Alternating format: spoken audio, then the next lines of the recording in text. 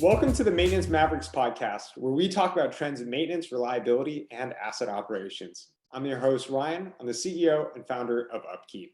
And for today's guest, we got a very, very special one.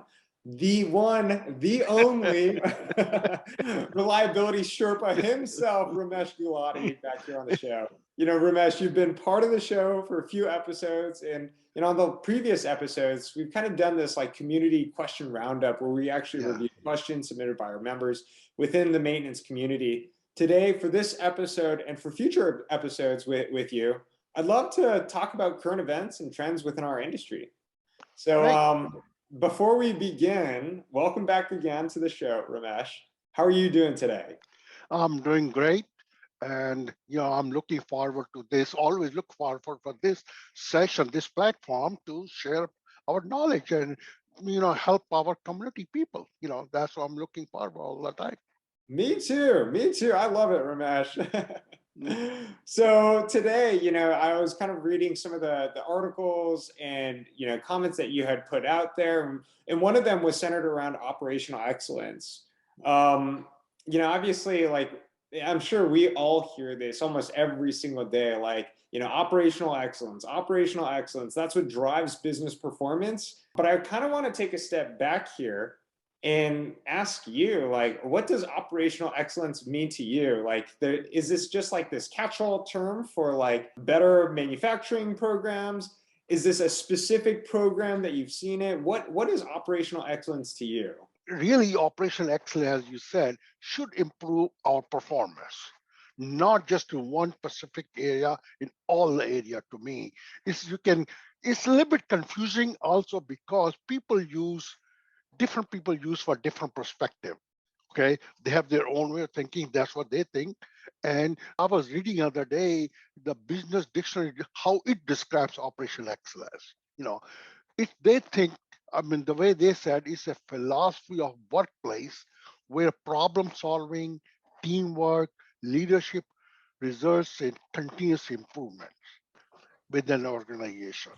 Now, again, process involves focusing on customer needs, keeping employees positive, empowered, and continuing in making improvement in their workplace. Okay.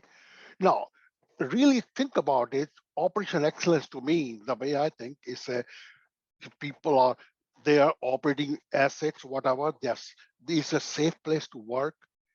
Equipment are reliable, easy to maintain, and workforce is empowered to do the right things. There is overall environment where everybody's trying to help each other. Mm-hmm. And it's so people feel great. This is a great place to work for. And I call it again a satisfying experience. That's kind of a thing I'm looking there. Somebody, place which has all these kind of attributes. That's a operational excellence. To me, it's a highest level where continuous improvement is you do a little bit of continuous improvement. Came from Kaizen to speak, which is a Japanese term, small improvement. So I think to me it's a really making your whole organization excellent. That's to me is operational excellence. I mean, it's such a broad term too. Like, Yeah. what really is operational excellence? Like, how do you know that you've achieved operational excellence?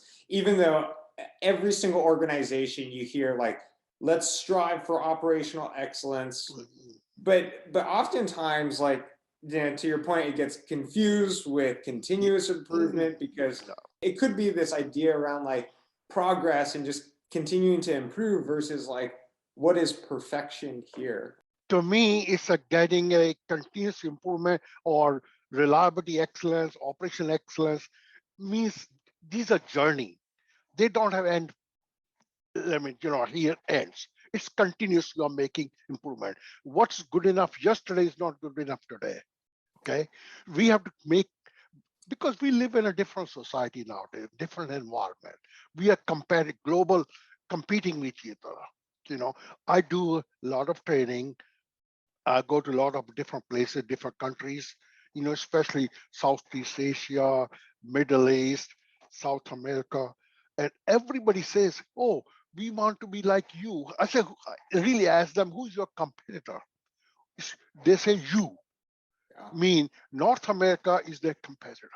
So they want to beat us to speak, you know, and and we have to do the same thing. We have to get better and better. If we don't, we'll be left behind. So operational excellence is kind of a more continuous improvement you may be doing, looking into a improving quality or improving reliability or reducing, eliminating defects or different small things. But when you are doing the whole thing together, looking that whole company is improving the quality, we are trying to maximize human potential, working with the people, empowering them. In fact, it reminds me back, it was back in 80s. They built a new plant in our area, one auto company. And our visiting first time they opened up to the public, and we went there. The question was asked to one of the operator of the machine, what he was doing. Hey, he said, I have been empowered. I can stop the line when I see there's a defect there. Okay, this was a line operator on the assembly line. He can stop the line and find out what caused that defect. So defect doesn't progress. Okay, so they don't produce defective product. It's empowerment. He was looking for quality, he was looking for machine malfunctions or those kind of things. And that's kind of, to me, you're empowering people to do something right all the time, not one time, all the time. And it's not just one person, everyone has that kind of a responsibility. To achieve that, again, there was a later on you asked me, I think you remember, there was some other question when to stop. So I'm going to stop that here and come back to that one later. When you think you have achieved the operational excellence, that's is a very interesting question. And when to stop, when you think you have achieved operational excellence, to me, it's a never ending journey. You keep doing, improving, keep improving. There's always last thing you can make improvement. Then there is, again, think about theory of constraint. Theory of constraint goal book, if you have read it, most of people read goal book, where, hey, there's a one thing you take care of bottleneck, then there's something else becomes a bottleneck. Then there's something else you take care of that, there's something else. So you keep removing bottlenecks, defects, improving quality, all those kind of things. And it's never ending journey. I mean, it's so interesting. You're kind of talking about like going international, like, what is operational excellence? What is the current benchmark? And it sounds like the current benchmark is what we're doing here in the States. Yeah. But obviously what we're doing here in the States is constantly changing. Just right. Yeah. It's not fixed. We have to, benchmarks are changing. Like safety. Back in 70s and 80s, the safety benchmark was OSHA requirements that so many, injuries per 100 people, 200,000 man hours. Number was 3 and 4, then 2, then came 1. Now we are talking less than half. Leading company who has a good safety program, their OSHA, this recordable injury rate should be less than half. It used to be 3 or 4. So every we are doing better and better and better, and that's what this, operation excellence is doing better. You and I kind of talked about, operational excellence. We talked about like the kind of like international standard, at least from companies that you're talking to. We want to focus on like trends within maintenance and reliability and also like current events. I'm going to throw this one at you, Ramesh.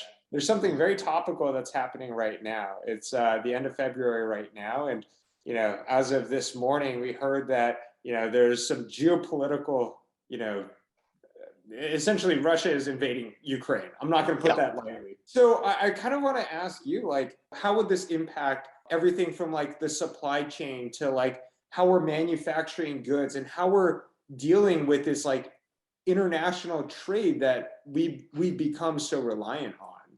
Well, again, I think as I said, we live in a different society environment. We are more dependent on each other. Or last 20, 30 years, we have become more dependent of each other. We are not doing everything. Hey, we'll do this, you do this, you are good at it. And we are working all together. But this kind of incident, and last year we saw, year and a half, uh, COVID did it. Now this war with Russia invading, Europe problem. Today I was reading early morning. They were saying it is the third war, maybe world war. Who knows where it's going to go? What Putin in his mind, we don't know.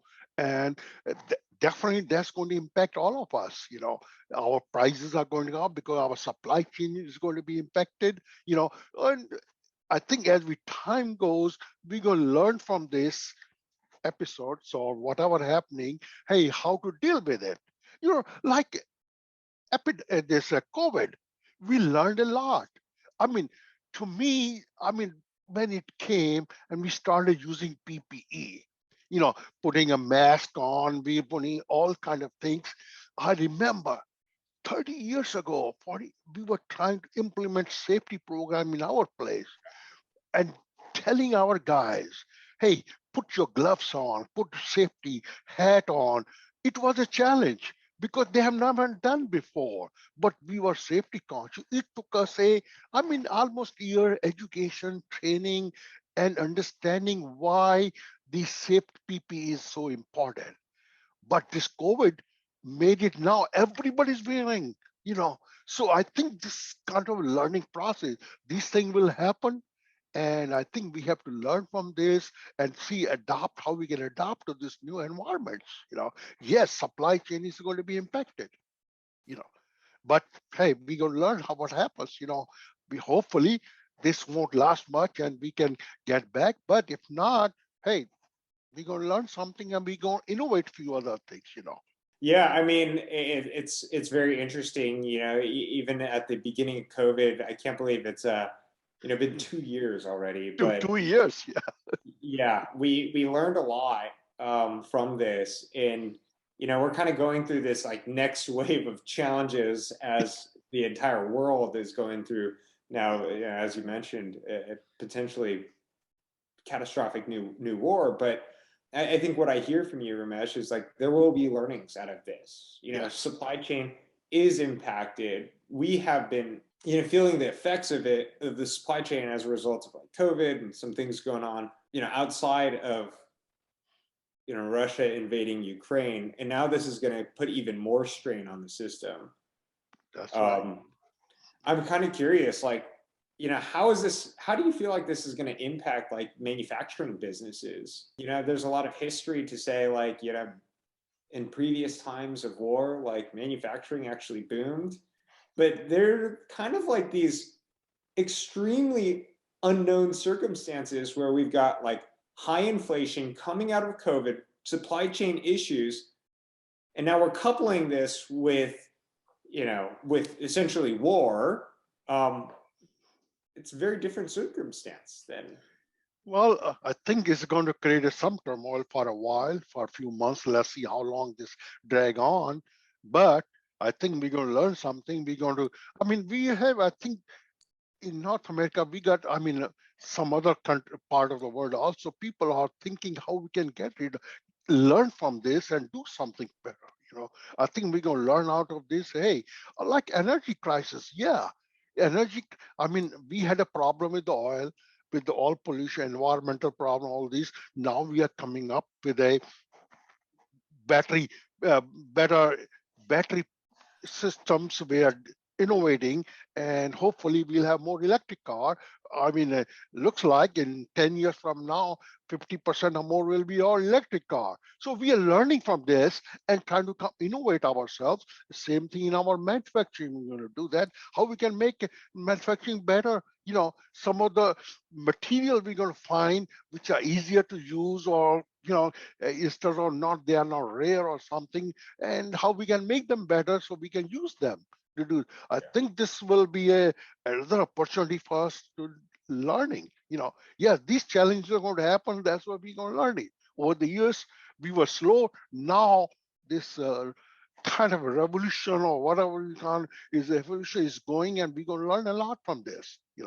Hopefully, hey, we'll come out good. I guess time will only tell, and I'm sure we're going to reflect back on this podcast and say, we made all these predictions, and 90% of them were wrong, or 100% of them were wrong. Yeah. But yeah, who knows what the future has in store for us. Ramesh, it's always great chatting with you around everything maintenance reliability from the Sherpa himself. It's always good chatting with you and getting your thoughts around current events. What I'd love to also do with you is, we always end our shows with a quick fire set of questions to leave our audience with a few extra nuggets of information. So if it's okay with you, I've got like 3-4 questions that I would love to get your feedback on, your thoughts on in 20 seconds or less. Okay. You ready to jump into our quick fire set of questions? What's the best advice that a mentor has ever given to you about the maintenance reliability industry? Well, keep doing the right things. Yeah. Don't stop. Just keep doing right things, and results will be there later on. It may not be right away, but it will come. So it's really focusing on the long-term vision versus the sometimes the struggle difficulties in the today and right now. What's something that you wish more people knew about the maintenance reliability industry? Hey, as I said earlier, reliability is a long-term journey. Yeah. You don't see the results right away, and that's a problem. A lot of financial people, they want quick returns. Yes, it won't give you quick return. It takes time to change the culture of the people, to mindset. How we can, if whatever I'm doing, how I have to look, how I can help the person who use this equipment, how I can help them. You have to get in their position and see how you can help them. And it's a long term. You have to build it slowly. Yes, it takes time, but it's okay. Yeah, absolutely. What about a mistake that you've learned a ton from throughout your lot of mistakes. Lot of mistakes. Again, mistakes, I mean, is learning. It's not a yes. Sometime I have tried to implement RCM several times. In fact, good friend of mine, and industry leader, Max Smith, passed away this week earlier. He was good friend. In fact, there are two RCM gurus, John Mowbray and Max Smith. Max Smith is from York, California, San Francisco. I've known him since 1980s. We met him San Francisco conference. And, he and I talked about mentoring each other. He was good mentor. And to me, you're working with him, you learn a lot, and you do mistake. RCM, first time we did together, failed. Second time we did, failed means we could not get everybody together as a team. Okay, so we learned something. Hey, I have to educate people. Yes, it failed, but really was I didn't do my good job of educating people. My boss, my people who are going, how's going to impact them? How's going to make their life better? Then I changed my strategy. So hey, I have to educate those guys. My boss first. I got him educated. I talked to him, got him to speak, and as he learned, boy, he became a real guy who's going to support me on implementation reliability program. So it takes time. So every mistake we do is a learning process. We have to learn from that. Yeah, absolutely. All right, and our last question, what's the biggest takeaway that you hope all of our listeners are going to learn from and take away from today's discussion? I think, to me, educate people, try to get leadership support, awareness, create a trust so people can trust you, and empower people, talk to them. Another thing is we don't do good listening to the people. We have to listen to people. I had a habit of I want to bring my point of view, but I didn't want to listen to other. Learning that long way took me, hey, I have to listen. I have to keep my mouth shut, you have to listen to my people whom I'm talking. Hey, what they're saying is, so it's kind of a listening to the people, trusting them, getting education. As you do that, you're going to get some leadership support accordingly, so. Yeah, absolutely. Thank you so much, Ramesh. Really appreciate you being on this show with us. Can you share with our listeners all the different ways that they can connect with you and follow you on your journey?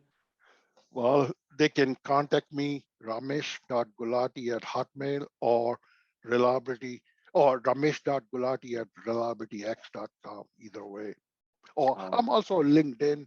So I don't go, social media gets me, I go once or twice a week, but I try to catch up sometimes. So they can catch me also on LinkedIn. So. Awesome. Thank you again, Ramesh. Thank you to all of our listeners for tuning into today's episode of the Maintenance Mavericks podcast. I'm your host, Ryan. I'm also the CEO and founder of UpKeep. You can also connect with me. Very, very active on social media, on Yes. LinkedIn. I hope you enjoyed today's discussion and today's episode. I look forward to connecting with all of you soon. Thank you again, Ramesh. I'll see you on the next one. Thank you, Ryan.